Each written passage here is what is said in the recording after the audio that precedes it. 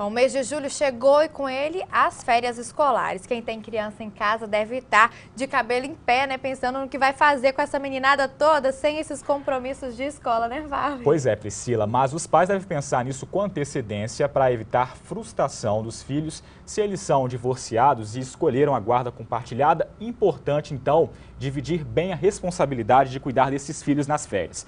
Vamos então ao governador Valadares falar com o repórter George Gonçalves, que tem outras informações para a gente sobre essa divisão de tarefas com os pais separados. Não é isso mesmo, George? Boa tarde.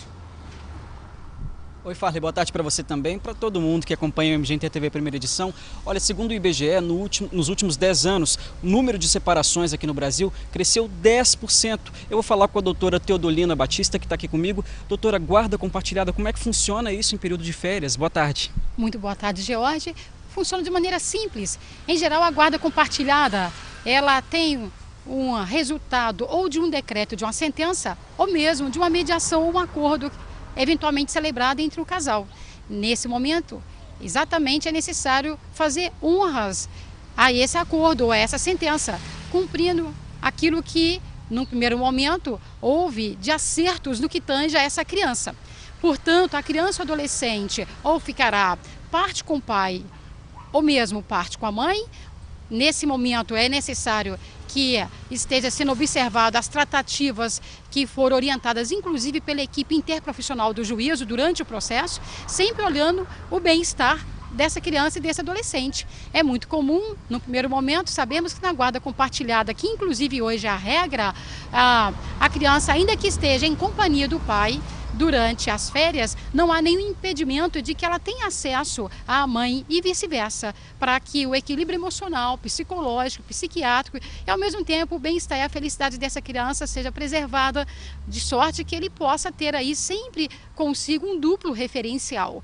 E os princípios que tanto o pai quanto a mãe os asseguram para que a sua personalidade, o seu caráter sejam preservados. Doutora, você falou de impedimentos. Se, por exemplo, um dos pais não deixar a criança ficar com outro pai ou não quiser ficar com a criança porque a disponibilidade aumenta, como é que funciona isso? Bom, na realidade, não querer é uma hipótese, no caso, que não existe, porque houve uma sentença ou mesmo um acordo. E nesse momento prevalece o superior interesse da criança. A criança idealizou um momento com o pai, ela sonhou com essas férias, ela projetou-se nesse sentido.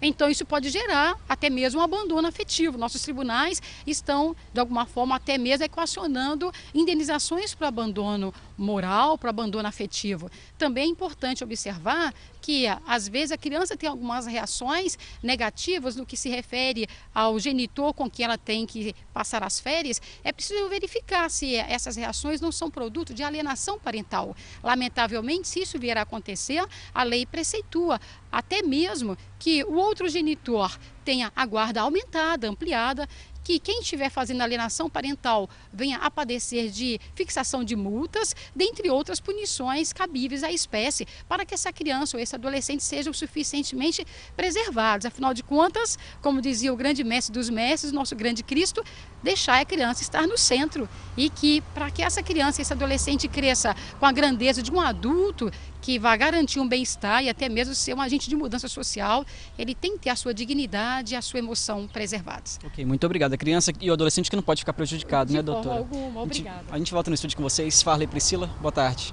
Boa tarde, George. Obrigado pelas informações.